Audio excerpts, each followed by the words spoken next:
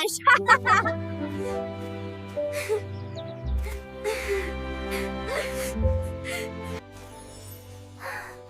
Don't worry.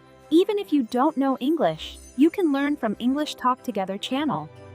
Hello and welcome back to our channel. We are so happy to have you here for day one of our Spoken English series. Hi, everyone. I'm Jack, and I'm already wearing my party hat. Well, in my mind, at least. I'm so excited to start this journey with all of you. Slow down, Jack. We have to teach everyone how to talk about those parties first. I'm Amma, and today we're focusing on a topic everyone loves, New Year plans. It's such a great topic because everyone, everywhere in the world, is thinking about it right now. Amma, where do we even begin? Well, first, we need to know how to ask the question. Jack, how would you ask me about my plans? I'd probably say, what are you doing for New Year? Is that right? Perfect. It's simple and natural.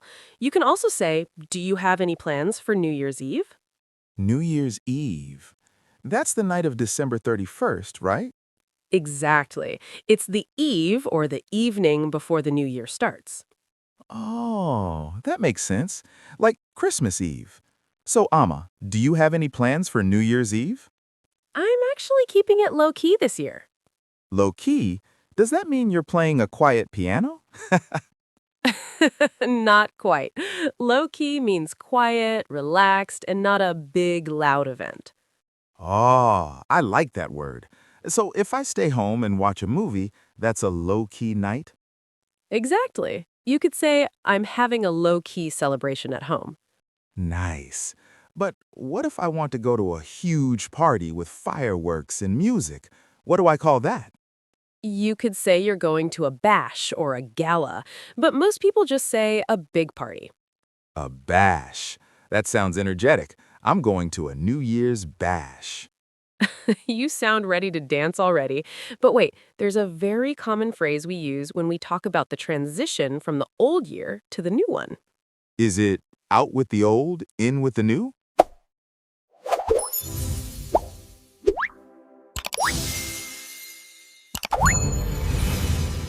That's a great idiom, but I'm thinking of the verb to ring in. To ring in, like a bell. Yes, we say, how are you going to ring in the new year? It means, how are you going to celebrate the moment it starts?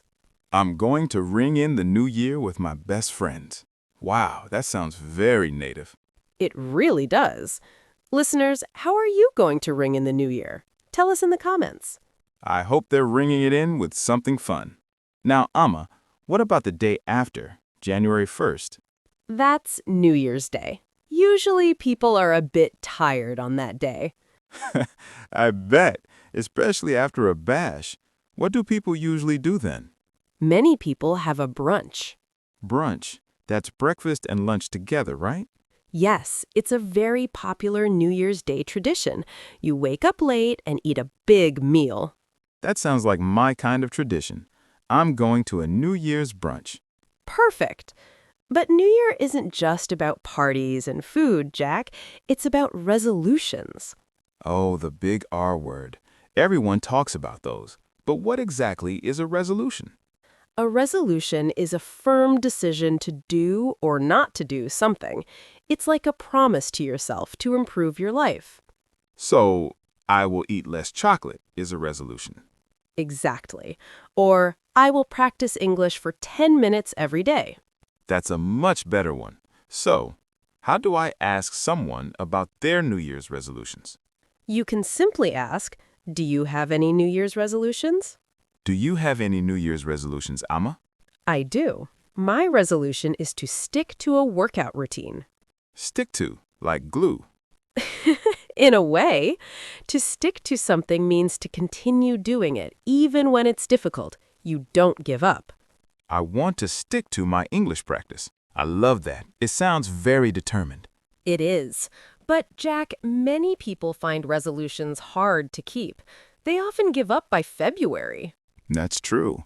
Why is it so hard? Sometimes we set goals that are too big. We call those unrealistic goals.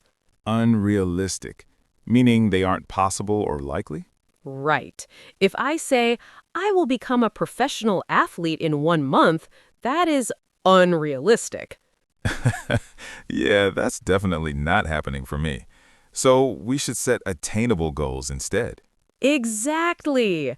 Attainable means you can actually achieve it. I want to set attainable goals for 2026. Great sentence. Another way to say this is to take baby steps. Baby steps, like a small child walking? Yes, it means taking very small, easy actions toward a big goal. So if my goal is to read a whole book in English, my baby step is reading 1 page a day. Precisely. It keeps you from feeling overwhelmed. Overwhelmed. That's when you feel like there's too much to do and you get stressed. You got it. We want to avoid that overwhelmed feeling. This is so helpful, Amma. I'm already feeling more confident about my plans. Let's keep going. We've talked about the big ideas, but now we need to look at the specific phrases people use when they are actually talking to their friends or coworkers. Right, because knowing the words is one thing, but knowing how to put them into a sentence is where the magic happens. Exactly. A very common way to start a sentence about a plan is using I'm planning to. I'm planning to visit my grandmother in January. Does that work?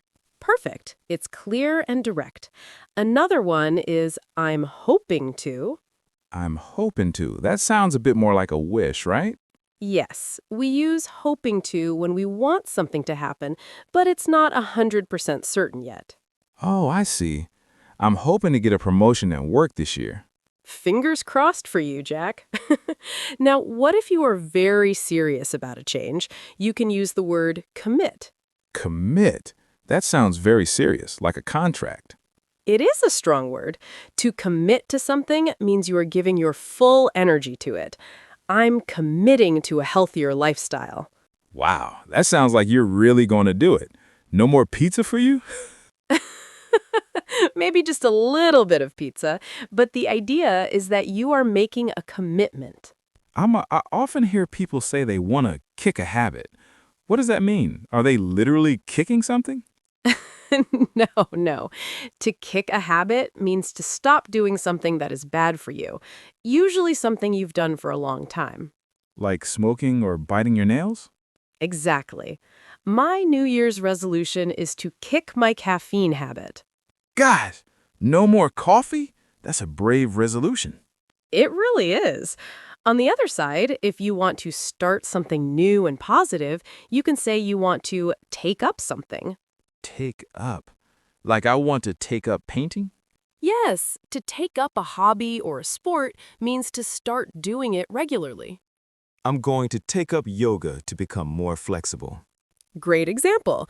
It's a very natural way to describe a new activity. Okay, so we have kick a habit for the bad stuff and take up for the new stuff. But what about money? Everyone wants to save money in the new year. True. A common phrase for money is to budget. To budget, is that when you make a plan for your spending? Yes. You can say, I'm going to stick to a budget this year so I can save for a vacation. Stick to a budget. There's that stick to phrase again. It's everywhere. Another way to talk about saving is to cut back on. Cut back on. Does that mean spending less? Exactly. I need to cut back on eating out at restaurants.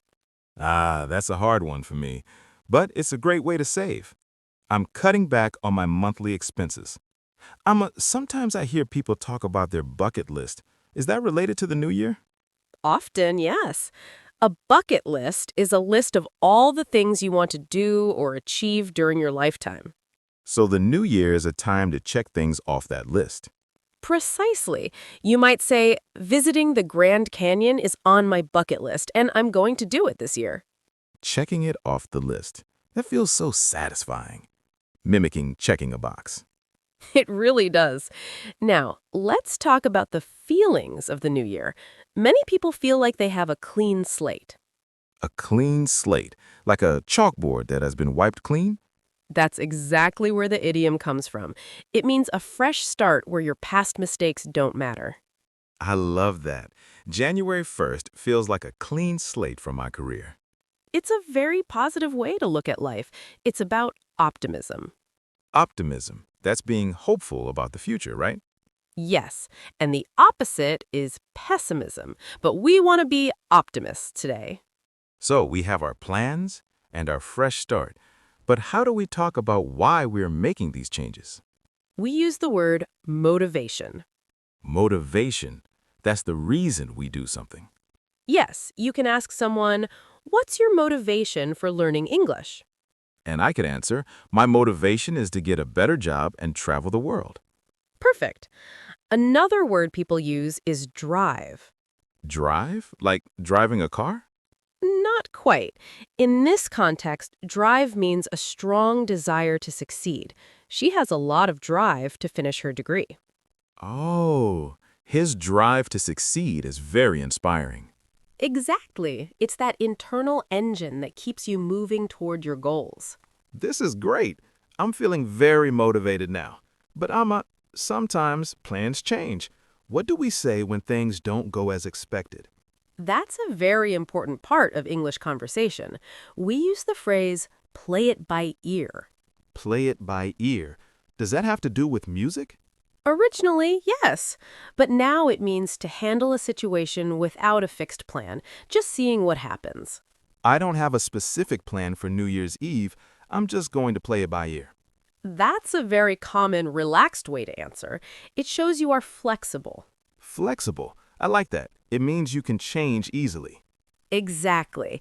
You could also say you are going with the flow. Going with the flow. Like water in a river? Yes, it means you are being relaxed and letting things happen naturally. I'm just going with the flow this weekend. It sounds so peaceful. Let's talk about a specific type of goal. Career goals. A lot of our listeners want to improve their work life. That's a huge topic for the new year. Many people want to pivot. Pivot. Is that a dance move? It can be, but in business or career, to pivot means to change your direction or focus. I'm planning to pivot my career from sales to marketing. Exactly. It's a very professional sounding word. You could also say you want to level up. Level up. Like in a video game? Yes, it means to improve your skills or move to a higher position. I want to level up my coding skills this year. That's a fun way to say it. I definitely want to level up my English. You are already doing it, Jack. You're doing a great job. Thanks, Amma. I'm really enjoying this conversation. Let's dive back in. Now, we've talked about work and habits, but we can't forget one of the most exciting parts of New Year plans, travel. Oh, absolutely. Everyone has a dream destination. I've been itching to go to Japan for years. Itching to. What a great idiom. It means you have a strong desire to do something and you're feeling restless because you haven't done it yet. Exactly. I've been looking at photos of Tokyo every day. So, how do I describe my travel plans in a way that sounds sophisticated? You could say you want to go off the beaten path. Off the beaten path? Does that mean I'm getting lost in the woods? Not quite. It means going to places that are not popular with tourists, somewhere quiet and authentic. Ah, I love that. I'm hoping to find some off the beaten path villages in the mountains. Beautiful. And if you have that strong feeling that you must travel, we call that wanderlust. Wanderlust. That sounds like a magical word. It is. It's a German word that English speakers use to describe a very strong impulse to travel and explore the world. My wanderlust is getting stronger every year. I'm definitely going to use that one. But travel costs a lot of money. Sometimes my dreams are a bit far-fetched. Far-fetched. That's a perfect word for plans that are unlikely to happen because they are too difficult or expensive. Dreaming of a private jet to the moon is a bit far-fetched. Just a little bit, but it's okay to have aspirations. Aspirations. That's like a formal way of saying hopes, right? Yes, it's a hope or ambition of achieving something. You might say, I have aspirations to become a fluent English speaker. That's a great aspiration to have. To reach it, I need to stay consistent. Consistent. That is the secret ingredient, Jack. It means doing something regularly so that you continue to improve. Being consistent with my practice is my main goal for 2026. If you stay consistent, you will definitely see progress. Progress, the process of improving or getting closer to a goal. Exactly. Even if it's slow, it's still progress. As they say, slow and steady wins the race. Let's talk about another common plan, self-improvement. Many people want to reinvent themselves. To reinvent yourself, that means to change your life or your personality in a big way. This year, I'm reinventing myself as someone who wakes up at 5 a.m. Good luck with that. That sounds like a challenge. It is, but I want to embrace the challenge. Embrace. That's a lovely word. It usually means to hug someone, but in this context, it means to accept something with enthusiasm. I'm embracing the challenge of learning a new language. It sounds so much more positive than just saying, it's hard. It really does. It changes your mindset. Mindset. We hear that word a lot lately. It's your set of attitudes or beliefs, right? Exactly. If you have a growth mindset, you believe that you can always learn and grow. And I'm guessing a fixed mindset is when you think you can't change. Spot on. The new year is the perfect time to shift into a growth mindset. What about people who feel like they are stuck in a rut? Stuck in a rut. That's a classic idiom. It means you're in a boring situation or habit that is hard to change.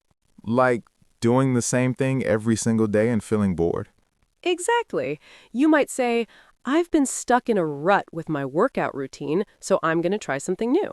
So to get out of the rut, you need a fresh perspective. Yes, a fresh perspective is a new way of looking at something. Talking to you, Amma, always gives me a fresh perspective on English. I'm so happy to hear that, Jack. Okay, we've covered travel, mindset, and ruts. Let's talk about social goals. Some people want to expand their circle. To expand your circle, that means to meet new people and make more friends. I'm going to join a book club to expand my social circle. That's a great plan. It's about networking. Networking. Usually that's for work, but can it be for friends too? It can. It's the process of interacting with others to exchange information and develop professional or social contacts. I'm going to do some networking at the New Year's Gala. Look at you using the word gala. I'm trying to stay fancy, but seriously, meeting people can be daunting. Daunting. That means something feels difficult or intimidating. Speaking English to a native speaker for the first time was very daunting. It is for everyone, but once you start, it becomes second nature. Second nature. That means it becomes so easy that you don't even have to think about it anymore. Exactly, like driving a car or riding a bike. I want speaking English to be second nature for me. It will be. You just have to keep at it. Keep at it. That's another way of saying don't stop, right? Yes, it's a very encouraging phrase. The grammar is hard, but keep at it and you'll understand. I'll keep at it, I promise. Now, what about the word outcome? The outcome is the final result of a process or a plan. I'm hoping for a positive outcome from my job interview. That's a perfect usage. We always want our plans to have a successful outcome. But what if they don't? What if we have a setback? A setback is a problem that delays your progress or makes things worse for a while. I got sick and couldn't run for a week. It was a bit of a setback. It happens. The important thing is to be resilient. Resilient. That means being able to recover quickly from difficulties. Yes, like a ball that bounces back. If you have a setback, be resilient and start again. Wow, Amma. We've really built a massive list of words and idioms today. I feel like I could talk about my plans for hours now. You really could. You have the vocabulary for the plans, the emotions, the money, the travel, and even the problems. It's like a complete toolkit. We're on the home stretch now, Jack. This is the part where we bring everything together so our listeners can actually use what they've learned in a real conversation. The grand finale. I'm ready. We've learned so many words like pivot, resilient, and wanderlust. But how do we make sure we don't forget them? The best way is to incorporate them into your daily speech. Incorporate. That means to include something as part of a whole, right? Exactly. Instead of just saying, I want a new job, try saying, I have the aspiration to pivot my career into something more fulfilling. Oh, that sounds so professional. It's like I've leveled up my English already. You definitely have. Now, let's talk about a phrase we use when we finally achieve a goal, to come to fruition. Fruition? Like fruit? Yes, it comes from the idea of a tree bearing fruit. When a plan comes to fruition, it means it has finally become real or successful. After months of studying, my dream of speaking English has finally come to fruition. I love that imagery. Amma, I want to talk about the feeling of the new year one more time. It feels so fleeting. Fleeting. Great word, Jack. It means lasting for a very short time. Yeah, like the excitement of January 1st usually disappears by January 10th. How do we keep the momentum? Momentum. That's the force or speed of an object in motion. In life, it means keeping the energy going. To keep the momentum, you need to stay accountable. Accountable. Does that mean having someone check on you? Precisely. An accountability partner is a friend who asks you, Hey, Jack, did you run today? Or did you practice your English? So, you are my accountability partner, Amma? I am, and I'm going to be very persistent. Persistent. That means continuing firmly even when there is opposition or difficulty. Right. I won't let you give up. Let's look at some practical tips for our listeners. If they want to talk about their plans, they should probably start with a disclaimer, right? A disclaimer? Why? Well, if I say I'm going to run a marathon and then I don't, I feel embarrassed. So I might say, my tentative plan is to run a marathon. Tentative. That's a very useful word for language learners. It means something is not certain or fixed. It's a maybe plan. I have a tentative plan to visit Italy in July. It takes the pressure off. That's a smart move. Another way to say it is as of now. As of now, I'm planning to take an English exam in March. Exactly. It means at this moment, but it allows for things to change later. Amma, we've talked about a lot of big things, but what about the mundane stuff? Mundane. That means ordinary or boring. Even mundane goals are important. Like, my goal is to keep my desk organized. It's mundane, but it helps. Absolutely. Small changes in your daily routine can lead to big transformations. Transformation. That's a complete change in form or appearance.